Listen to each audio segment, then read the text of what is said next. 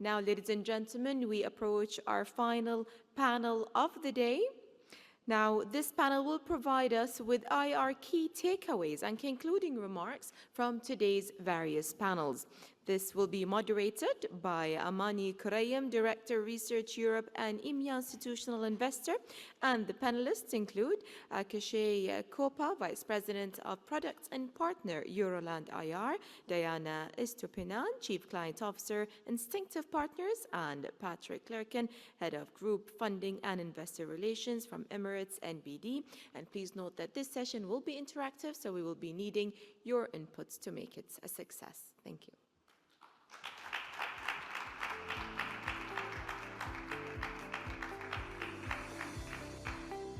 Good afternoon, everybody. Thank you for being here. Thank you, Sarah, for the kind introduction. As she kindly mentioned, this will be an interactive session, so we will be wholly relying on you to use your mobile phones. That's the only time where we'll ask you to use your mobile phones. There should be a QR code that will come up now on the screen. If you can please scan it, and we invite obviously our online users as well to scan it and participate. We will throughout the discussion basically ask you a few questions about investor relations, your activities, your efforts, what you do, what you consider as best practice as well, and feed that into our conversation. So without further ado, I'll ask my panelists, my wonderful panelists, to introduce themselves, and then we can go through the discussion. Thank you, Amani, and it's a pleasure to be here, and thank you for all of you who stayed for the last session of the day. My name is Diana Stupinan. I work for Instinctive Partners, and I'm an ESG and IR advisor, and having worked here in the region for 10 years. Hello, everyone. My name is Akshay Koppa. I'm the partner and VP of products at Euroland. I have 15 years of experience in leading product teams and also advising clients on best practice IR. Hi, very good afternoon. My name is Paddy Clarkin. I've worked with Emirates NBD. I've been with ENBD for 17 years. Joined them to do debt issuance for the bank. And then about 10, 12 years ago, I took over the investor relations role as well. So I have 2 roles and 1 salary. Fantastic. I can see it's already working. People are participating. It's fantastic. So do make sure that you click on submit when you select your option as well. I wanted to also thank MEIRA, obviously. I mean, we fought really hard for this time slot, by the way. But I wanted to thank MEIRA for a fantastic event. I mean, this has been, again, you've outdone yourself. The team has been phenomenal, and the content has been outstanding, to be honest. The first topic that we want to cover, if I may, is really looking at identifying and targeting investors. And I want to start with something in particular that I feel is really the kind of jumping off point for investor relations programs and for investor relations efforts. And I will ask you to actually put out the question for that on shareholder ID. Obviously, shareholder ID is important strategically, but also as a risk management tool. Diana, I'm coming to you first. Share with us a little bit about your experience, your insights. Why do companies should be doing shareholder ID? What's the benefit? What's the outcome? And what can they do with it? Absolutely. So from our perspective, this is really where proactive and smart IR starts. When you really understand your shareholder base, their strategies, what funds have allocated to your company, that's where a proactive IR function can really start. We see some companies already adapting this. A lot of our clients are already looking at analyzing their shareholder registry, not only for administrative purposes like dividend distribution, but really to see how can we target investors, what markets are not represented in our shareholder base, what funds are not allocating to us. And this is really where an IR function can go from being reactive to proactive by being data-driven and understanding what their shareholder base looks like. So we really see this happening more and more. And I think in line with the conversation that has been happening today, the exchanges that are also making this data available to companies in a way that is digestible and that companies can utilize, again, beyond just administrative purposes. Yeah, fantastic. I mean, we're already seeing in terms of the feedback, 26% are actually conducting it 4 times a year, which is fantastic. I know out of Europe, actually, companies conducted every single month as well. So for those, I think, super users, if you like. Paddy, I come to you in terms of shareholder ID. Share with us a little bit your sort of experience with it. How often do you do it? What do you extract from it? Yeah, we try and, well, we profile our shareholders and also the meeting requests we get, so potential shareholders. Everybody wants to meet the CEO, so, you know, part of our job is really to screen investors, potential investors. And there's usually quite a bit of pressure put on, like, oh, this lady's going to be a potential huge investor. You know, you need to get them a meeting with the CEO. And you know, the reality is, well, you know, they maybe have very poor understanding or want to know more about the region, et cetera, et cetera. So, you know, how we manage that is really just making sure that we offer the sort of the first meeting opportunity, and then as investors become more familiar. So trying to build up that profile of the investor, how experienced they are, what the shareholding is. We also, so we keep a record of when we meet investors, who's met them before. Some investors can be more hostile than other investors. So, you know, we also want to make sure that we are aware of the profile. You know, if they have any particular issues, what are those issues, so that if I am bringing the CFO into a meeting, that the CFO is forewarned that, listen, you know, such and such an investor will be here. They have raised issues in the past. They've been quite hostile on certain points, so that the CFO is prepared. So in terms of the investor profiling, that's something that we do for new and potential investors, just to make sure that whenever C-suite are involved, that you know, they are forewarned and prepared for the potential investor questions. So you're using that intelligence. We have our second question now come up on the screen, please, with regards to targeting investors. And Paddy, I'm going to stay with you there. Obviously, IR is really under pressure because they are not managing only long-only investors, but they also have a whole array of different stakeholders now that they're addressing, whether it's your ESG, your index, your retail investors. Share with us a little bit, how do you internally target investors, and what kind of tools do you use, what kind of process do you use? Give us a little bit your best practice with regards to targeting potential new investors as well. Yeah, at the moment we have looked at external solutions. At the moment we've purely built up an internal approach, and we've just you know, when we've explored external tools, we've also looked at, you know, potentially targeting new investors, and there's definitely value to be had there. But in terms of building up the investor profiling, at the moment we've done that purely internal. We have a reasonably large team, so we've got 5 people sitting in investor relations. So, you know, one person is dedicated to building up the profile. But I think for other institutions that maybe don't have as large a team, there's certainly real value to be had from some of these external tools, and those are something that we are particularly exploring as we actually try and proactively target new investors. Okay, and I want to come to you, Akshay, as well, because obviously retail investor is a growing audience for IR. It's a very difficult audience to capture, but from your view, what is sort of the benefit in engaging with retail investors? Yes, definitely. There is a set template with institutional investors, isn't it? You can see our audience, in-house functions, external. But when it comes to retail investors, it is a bit tricky. You can still go with the broker route and have some kind of a connection through them. But it's a little bit indirect, and you do not have the complete control, and you might have to be changing the connection with the brokers in order to reach a wider audience as well. So that is the reason. It is very important for IR teams to have a strategy on making sure there is a platform where they can engage with investors. That platform doesn't have to be a third-party external platform. That can be their own website, so that they kind of capture those audiences, build a profile, and look at probably innovating towards, if there are big teams, look at innovating towards one-on-one meetings with investors. It shouldn't be entertaining every investor, but you need to kind of build a profile to do that. And when you do that, that retail investors help a lot in terms of making sure that they are aware of who their investors are, or else like what P&G happened. I mean, you do an aftermath of retail investors and spend millions and billions of dollars in order to make sure that you understand who the retail investor audience is, and then get their votes if there is any activist kind of situation happening with P&G. Yeah, definitely. I also want to come to speak with you, Diana, about foreign investors, because obviously that's a very important piece of the puzzle, and a growing, certainly, stakeholder universe, certainly for the region. A lot of the eyes are on the region. So what's your view on that? How do you engage with them? How do you target them?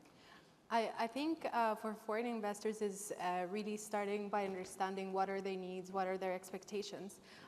So the task here is that for foreign investors, you're not only educating the investor on the company itself, but you also are educating the investor on the market, on the dynamics of the market, geopolitics. So the role of the IRO is amplified further.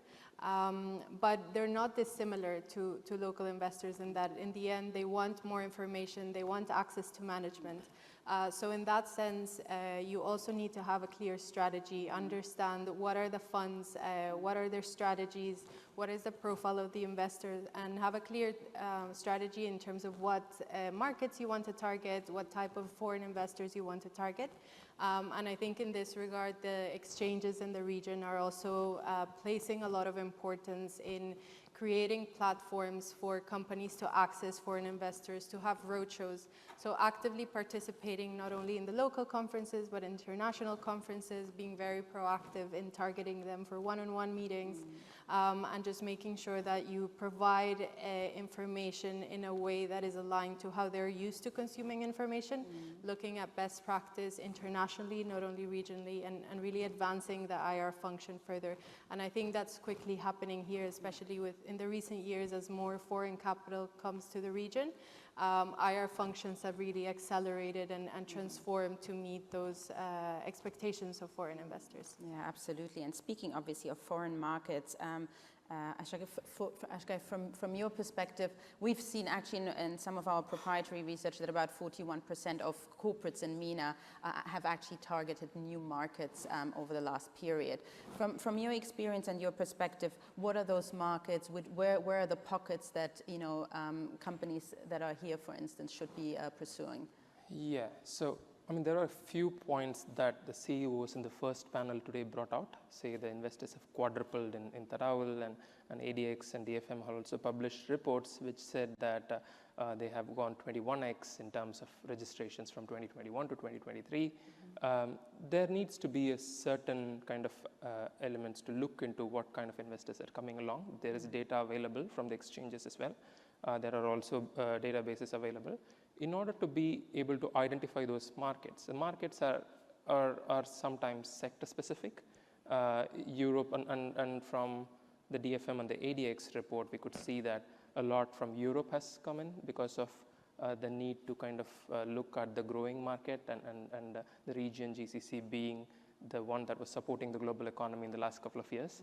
So UK and Europe, and on top of that, what is important as well, as Diana mentioned, is that to be able to up the standards so that, and maybe I want to add Paddy in here, when these international investors take a look at companies, do they have a certain model in which, or lens in which they evaluate companies, and they expect that lens to be kind of the same way for GCC? Let's say, for example, ESG, let's say the CSRD, TCFD, all of these things comes into picture, even though that CSRD is a European regulation.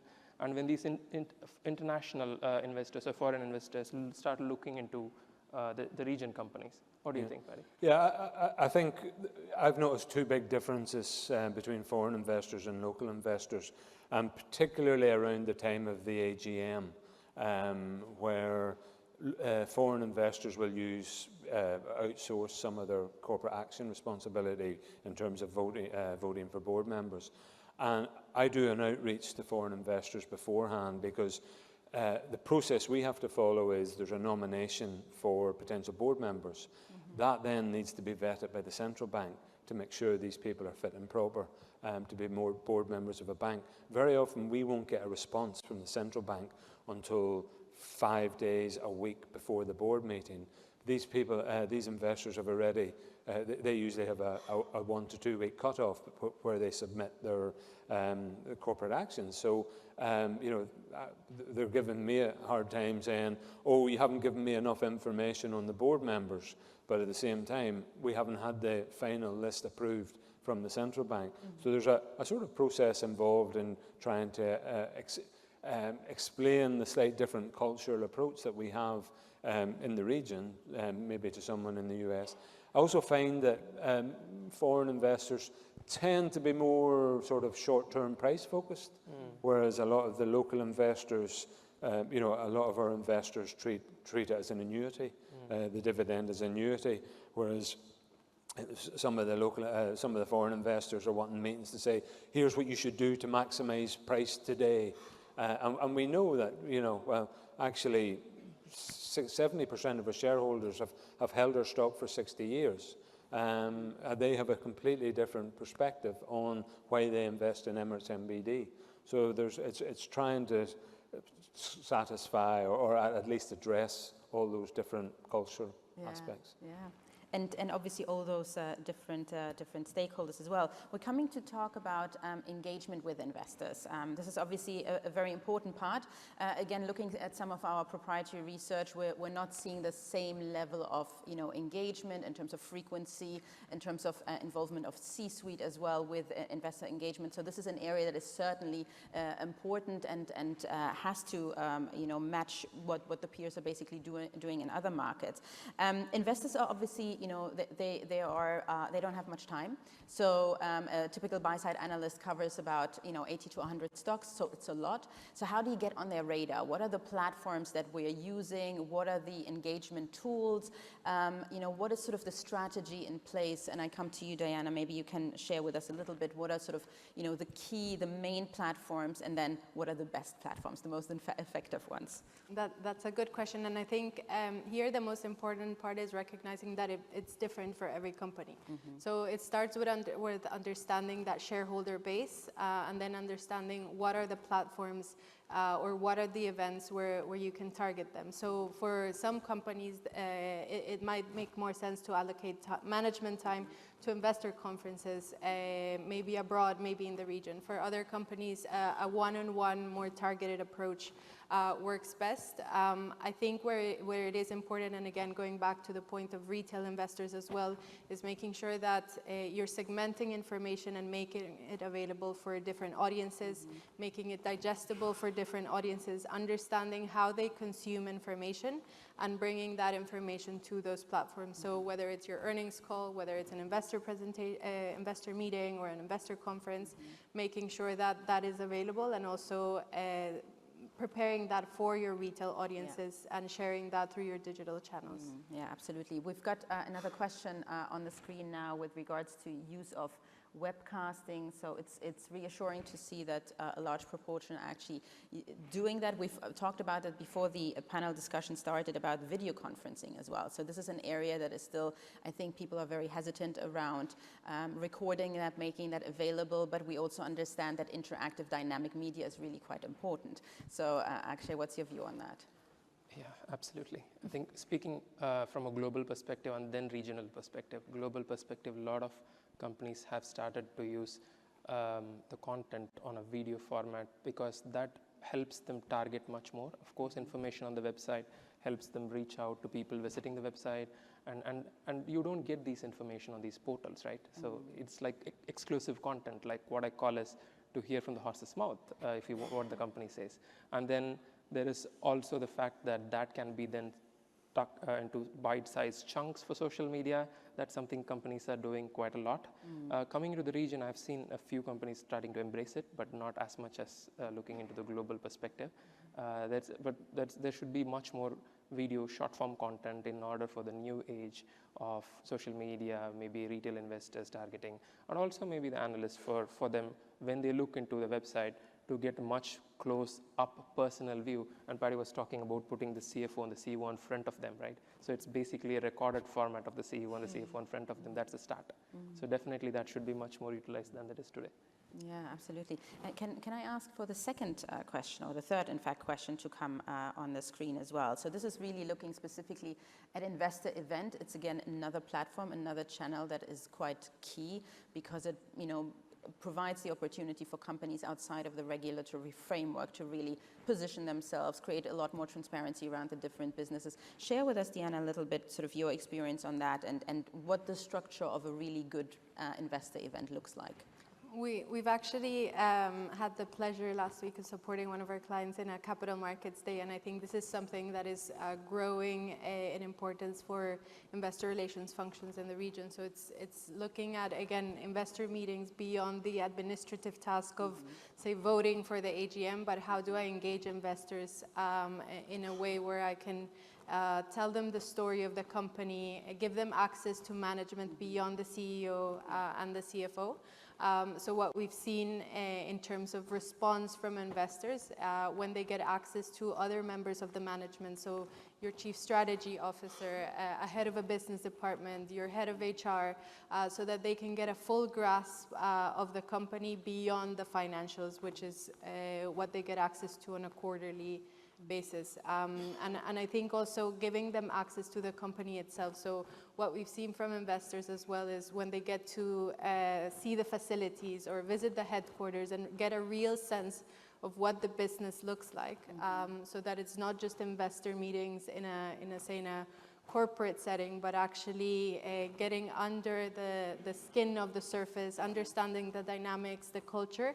And this is really what builds long-term relationships with investors when they can meet the management and meet other members of the company. So for us, this is what a successful investor event looks like, and we see more and more appetite from issuers in the region hosting this event. Yeah, definitely. We can see it. I mean, obviously there is a large proportion that is doing it, but only really if there is a strategic update, so only when there's something important, as opposed to, using that as an instrument or vehicle to actually, update on an ongoing basis and shine the light.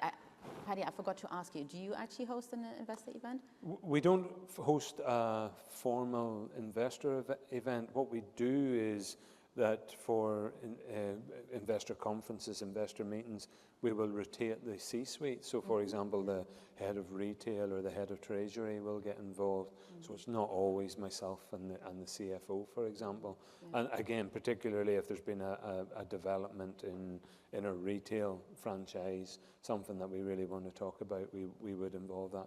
What we do as well is we have an analyst lunch. So we gather all the analysts who cover us, and we invite all members of EXCO to come and join us for a lunch. And it just gives the analysts then that opportunity to mix in a nice informal environment. We prefer that rather than having a sort of formal presentation by each of the business units. Yeah, those are very, very effective. We're coming on to the next question about AI. We talked about it quite a bit in the previous session, so we're not going to cover it in too great detail, but it's still interesting to see how people are responding to the specific subject matter and to what extent they've actually already adopted it. And I think that's really quite interesting. Actually, I'm coming to you. Perhaps you can give us some real practical examples around the use of digitization and AI in IR. That's like a tongue twister. So what are the kind of tools, what are the kind of processes that you've seen really become more efficient and really support the IR function? Yes, I mean, to begin with, AI can help IR in two ways, in a broader sense. One is IR teams, make it easier for them, save time, for example, or let's say do some help in editorial work with release distribution and stuff. Then that can also help the investor point of view as well. Investor point of view is kind of cutting all the friction in order to reach and find the data. So sometimes accessibility of data when we talk about different types of investors is very difficult. So reducing that friction, having a really good search in order to reduce the friction is really one good example. And then it can run some small models and do some valuation part or even summarize large quantities of content. But in terms of, is there a very, apart from the usual suspects, that is kind of B2C products, is there any products that help the first use case very much? No, the industry is going to consolidate. More and more people are going to come up with products. But there are the usual suspects in terms of, let's say, ChatGPT or Bing or all of these kind of elements. There are FinChat. These are helping investors to consume content, and that is also still regional content, meaning it is there something in the region? No, probably not so much, only the usual suspects like we said. But in terms of a service that is going to help IROs, because the management of this, the previous panel that we had, panel 5, talking about the robo-IRO, they're talking about the truth problem, the false positives and of all that. It is very important to have that confidence of the people who are using that to get the right answers, because AI will throw an answer which looks like it is going to be, it's very confident that it is correct. So the tools that are being currently used are the ones that are used by general public. But what is going to evolve is there are different service providers like us, like Lumi. So everybody is going to kind of include AI in a way that is going to help their area. And I would say that companies should stay ahead and invest so that they don't let their investors go to different places for getting these content, but rather have information on their websites, on their material, etc., to be able to kind of drive that through them. So that is something that I would say. Yeah, absolutely. Diana, do you have any ideas around new technologies, new innovative ways to basically, make those processes easier? Yeah, I think to your point is about how you can use those tools to reduce administrative tasks and really focus on the part of investor relations, which is often forgotten, which is the relationship part. And I think what we often forget is that for many years, investors, especially institutional investors, have been using AI and tools to digest information quickly. So focusing not so much on how you deploy those tools, but how you can make information accessible to them faster. So working on your internal processes, how do you incorporate technology to say, get approvals or information from different sections so that you can make that information available to enable investors to make decisions quickly enough as they do. And I think this is really the pain point, and it goes back to understanding your customers and investor relations function. What friction do they see, and how can you implement tools, not for the sake of having a new shiny tool, but to ensure that you address their problems. Yeah, that you get value out of it. Paddy, in which of those 3 response groups do you belong to? So it's yes. I would say, yes. We've tried things like ChatGPT. It's quite scary. I remember asking the IR team to somebody register, don't use your work email or your work address, your email address, and don't use the company name, just put in the key messages, etc. And honestly, I thought I had written the press release. So it's really powerful. It is. So we are exploring these, but again, how we use it is, for us that would be maybe something like a first cut. Then we want to make sure that the real key messages are coming out, and we also want to make sure that there's consistency. So we try and deliver the press release in a very consistent format, so that from quarter to quarter, investors know exactly, that we will, this will have gone up, this will have gone down. So if it's bad information, we don't not include it, if you know what I mean. We include everything, but we have it on a consistent basis.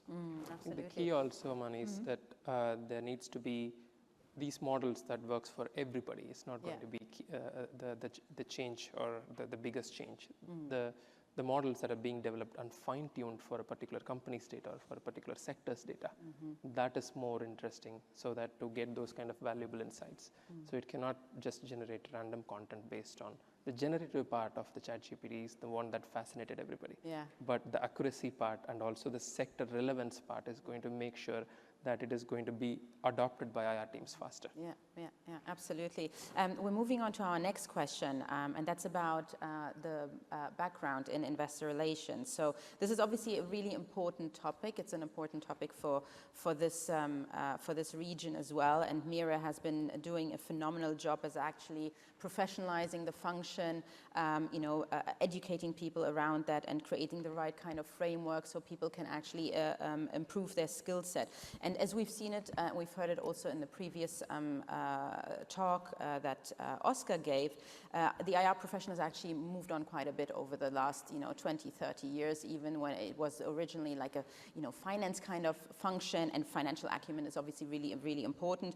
But it's also now about storytelling, about connecting the dots and really positioning your company. So the skill set has actually changed, and the stakeholder group, the addressable market is continually changing.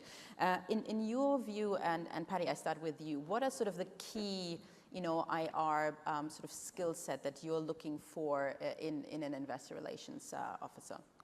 I'm just looking at the map here, and again, I think, I'm in full agreement there. Communication skills really jump out, and I always sort of describe it as, you don't have to be an accountant, but it's good to be able to understand complicated financial topics like hyperinflation. I've been trying to condense that into one sentence that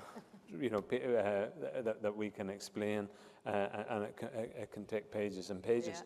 So it's really, I think communication is about telling the story simply, consistently.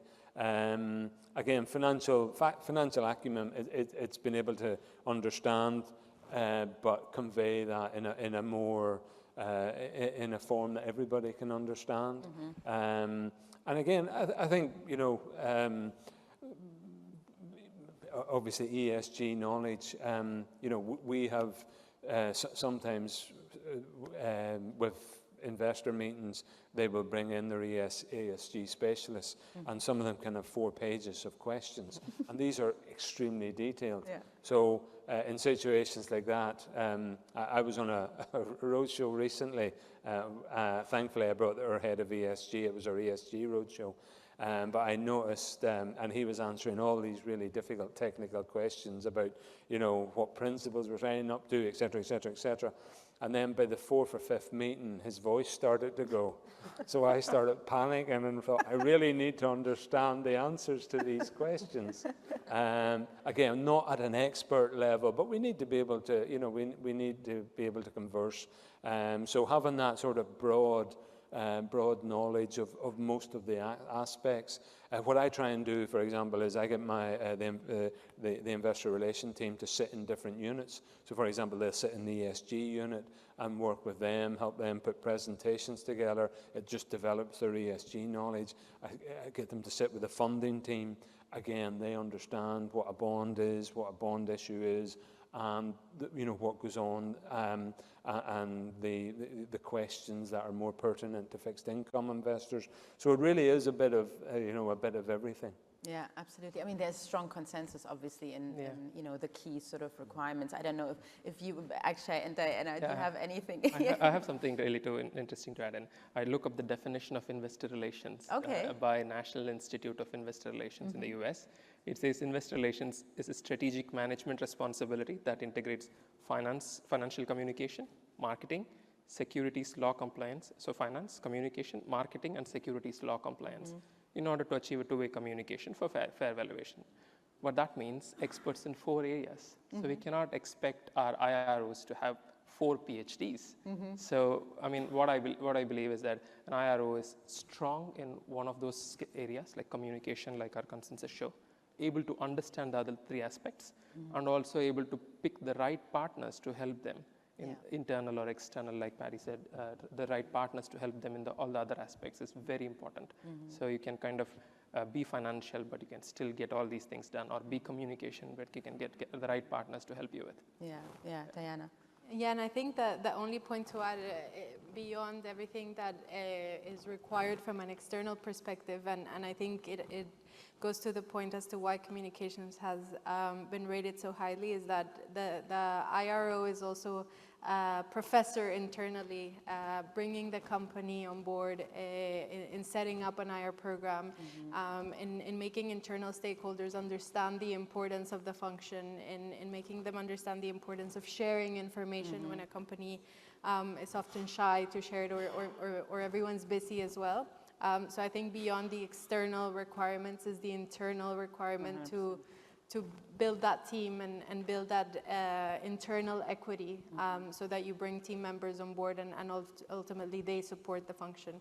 And I think that's where communications is very important. Yeah, absolutely. I mean, again, a lot of our research is looking at best practices in investor relations, and one of the questions we always ask IROs, is it really absolutely necessary to have C-suite at investor meetings? And they say, of course. I mean, before they make an investment decision, they have to see the C-suite, and that's absolutely vital.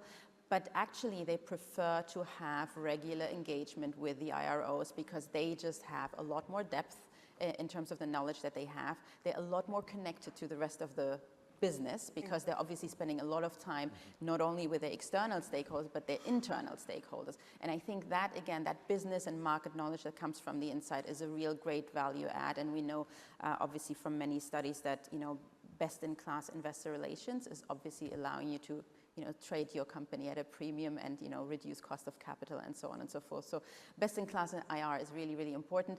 What is your ultimate tip, Patty, for someone who wants to go into IR? What makes a best-in-class investor relations professional? Yeah, again, it's forming those relationships with the investors and the analysts, just building up credibility. And sometimes I'll phone an analyst and go, "Oh, your numbers look a bit high." And it just helps. It helps their credibility as well, because or high or low, just so that they aren't way off the mark.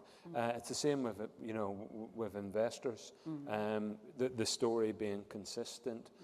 It's a relationship. It's I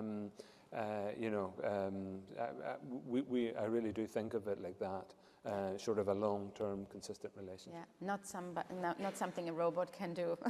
Actually, what is your best-in-class sort of, what is the must-have in IRO? I would like to very shortly say a similar question that was asked last year in one of our conferences, not MEIRA, but a European event, actually had ESG knowledge kind of at somewhere around 4 point something. But I can see that in this conference we are somewhere around 2.8. 2.8. 2.8. Yeah, that is something that has changed over the past 1 year, but of course different kind of an audience. But if you are talking about what is the best-in-class IR, I like people's person IR at the end of the day, being able to have communication with internal teams, CEOs, IRO gets a maximum amount of time with the C-suite, with the travel and everything, to be able to get them tuned in, to set expectations with those analysts, to be connected with them. So people's person, being that communication skills and people's person is super important. Me and Patty were talking about that when we were walking. So that is something that I would say is the top. And now you? I would say two things. So one, and I would probably add it here to this spider chart, is curiosity. Yeah. So having Good curiosity about your audiences, about your businesses, about the people that you're working with. And I think the second is reminding yourself that IR is a feedback loop. So it's not only about communicating externally to the market, but how do you bring the feedback that the market is communicating to your management so that they can also be informed with the views of the market for their own decision making. Yeah, absolutely. Yeah, very good. Well, thank you very much. I think it's a wrap from us. If you have any questions, you can submit them through the same platform that you use to answer the questions. But I know we were a little bit under time pressure. I hope we got in there in time. If anybody in the audience has any questions, we're happy to take them. Well, excellent. Thank you very much for your time and for listening. I hope it was useful. Thank you. Thank you, guys.